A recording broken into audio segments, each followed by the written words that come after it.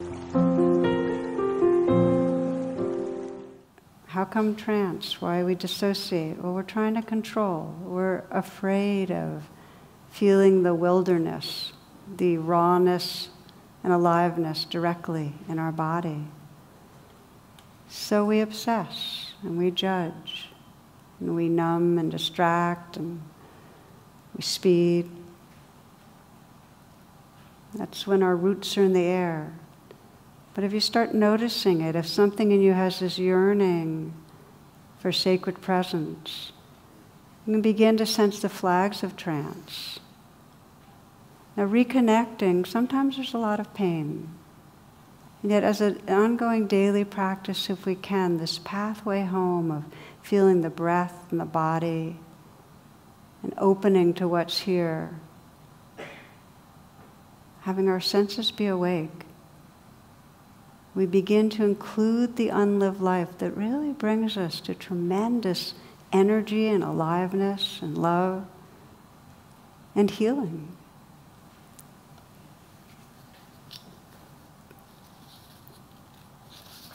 One woman described the healing she experienced. This is a meditation teacher that arose through a bout of cancer. She said there was a large abdominal tumor and it was removed, and she said with it was removed all of the certainty I had clung to.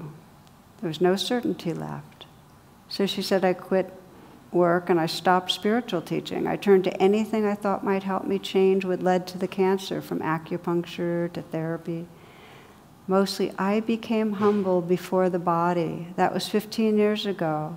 And I can now say it was the biggest turning point and awakening of all. Before, I had used my body to practice. Now, I had to inhabit it, respect it, love it with all the feminine force and nurturing and understanding I had withdrawn into my spiritual life. Keeping my heart in my body became my practice, and it has become glorious. Keeping my heart in my body became my practice, and it has become glorious. Even the first awakenings did not come close to showing me the joy of living in the body, in the senses, in each moment. I love my life in a new way. This has become the place of freedom.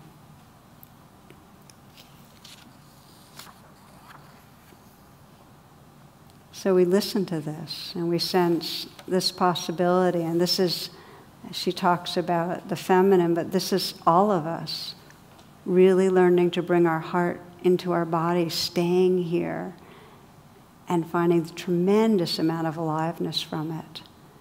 We start undoing all the patterning that, developed as we were children, and we could feel that aliveness and joy, and then we started getting civilized, and how John O'Donohue puts it, he said, what happened to our wildness?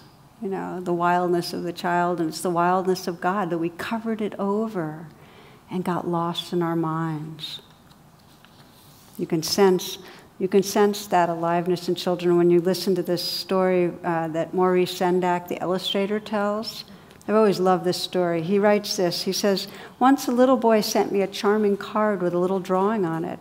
I loved it. I answer all my children's letters, sometimes very hastily. But this one I lingered over. I sent him a card and I drew a picture of a wild thing on it. I wrote, Dear Jim, I loved your card. Then I got a letter back from his mother and she said, Jim loved your card so much he ate it. That to me was one of the highest compliments I've ever received. He didn't care that it was an original Maurice Sendak drawing or anything. He saw it, he loved it, he ate it. So we get the idea that there is a wildness, a freedom to live and love this life, and it's our nature. It's also the source of wisdom.